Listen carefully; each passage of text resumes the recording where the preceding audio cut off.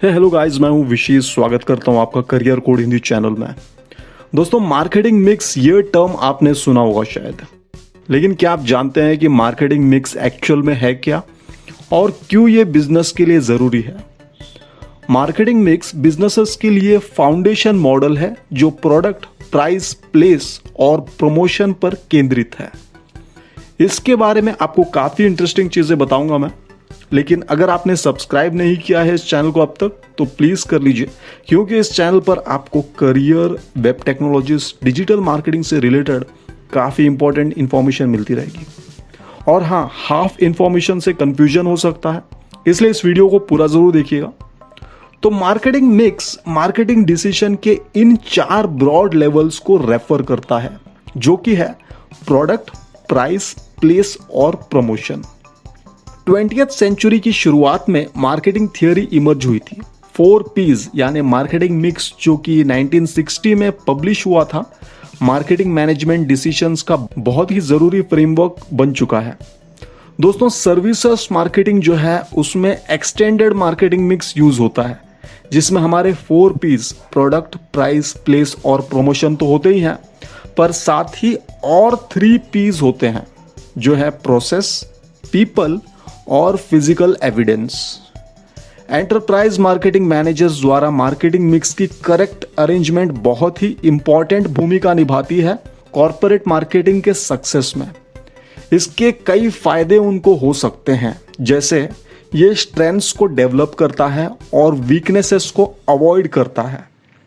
Company के internal departments को एकजुट होकर काम करने में मदद करता है। कंपनी की कॉम्पिटिटिवनेस और एडेप्टेबिलिटी को मजबूत करता है। 4 P's की हिस्ट्री की बात करें तो दोस्तों, 1940s में मार्केटिंग मिक्स मेंशन हुआ था प्रोफेसर जेम्स कुलिटन के जरिए, और उसके बाद कुछ और तरह के मार्केटिंग मिक्स मेंशन हुए थे।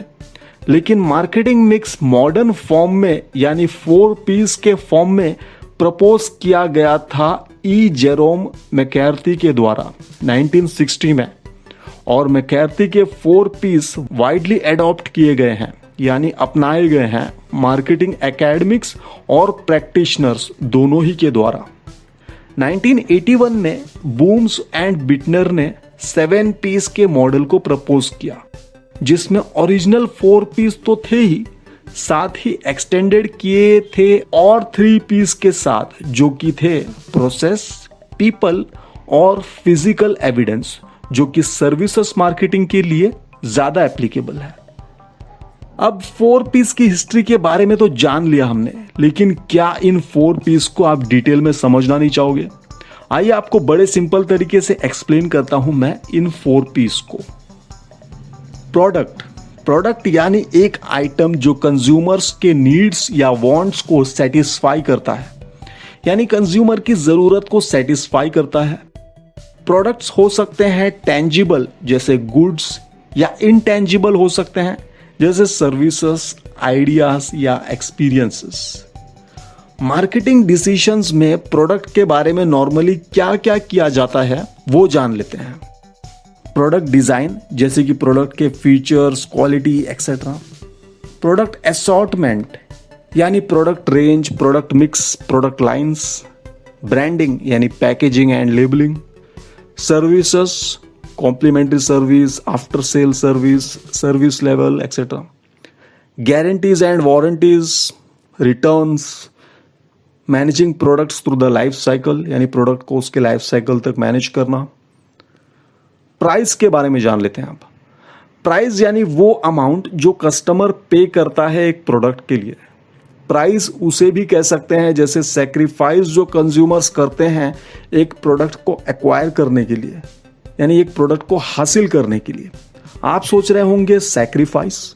जी हाँ, जैसे फॉर एग्जांपल टाइम या एफर्ट। हो सकता है कंज्यूमर्स टाइम या एफर्ट डाल के कोई प्रोडक्ट ले रहे हों, या जो प्रोडक्ट हासिल करने के लिए उनका टाइम जाएगा या उसमें एफर्ट जाएगा। प्राइस में कस्टमर के परसीव्ड वैल्यू को भी कंसीडर किया जाता है। अब देख लेते हैं कि प्राइस को लेकर क्या टाइप्स के मार्केटिंग डिसीजंस हो सकते हैं। प्राइस स्ट्रेटेजी हो सकती है, प्राइस टैक्टिक्स, प्राइस सेटिंग, फिर इसमें अलाउंसेस जैसे कि रिबेट्स फॉर डिस्ट्रीब्यूटर्स हो सकते हैं, डिस्काउंट्स हो सकते हैं कस्टमर्स के लिए, पेमेंट टर्म्स हो सकते हैं, क्रेडिट पेमेंट मेथड्स वगैरह। अब जान लेते हैं प्लेस के बारे में। प्लेस यानी कस्टमर को एक्सेस देना, डायरेक्ट या इनडायरेक्ट चैनल के जरिए मार्केट करना, कस्टमर्स को कन्वीनियंस प्रोवाइड करने पर ध्यान देते हैं इसमें।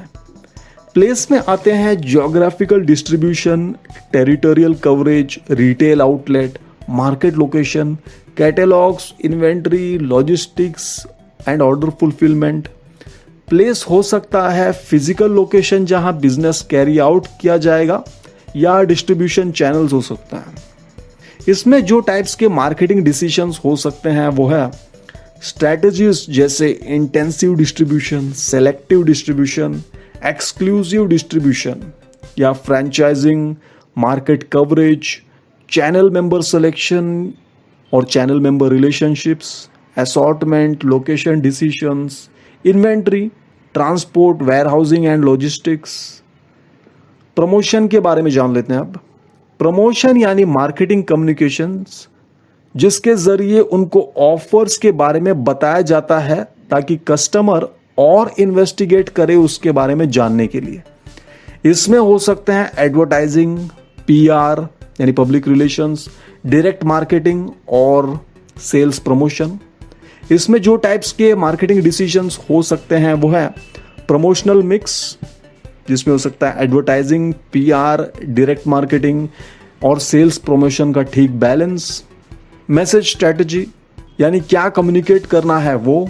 चैनल या मीडिया स्ट्रेटजी यानी टारगेट ऑडियंस तक कैसे पहुंचना है। मैसेज फ्रीक्वेंसी होती है इसमें यानी कितनी बार और कब कम्युनिकेट करना है कस्टमर्स से। जैसे कि मैंने बताया आपको, फिर सर्विस मार्केटिंग के लिए जब इसे एक्सपांड किया गया था तो और 3 पीस जोड़े गए थे। आइए उनको भी समझ लेते हैं। पीपल, देखिए जब आप कोई सर्विस डिलीवर करते हो तो उसमें ह्यूमन फैक्टर्स तो इन्वॉल्व होते हैं ना, तो पीपल उन ह्यूमन फैक्टर्स को रेफर करता है जैसे सर्विस पर्सनल जो कंपनीज के वैल्यूज को कस्टमर्स तक कम्युनिकेट करते हैं।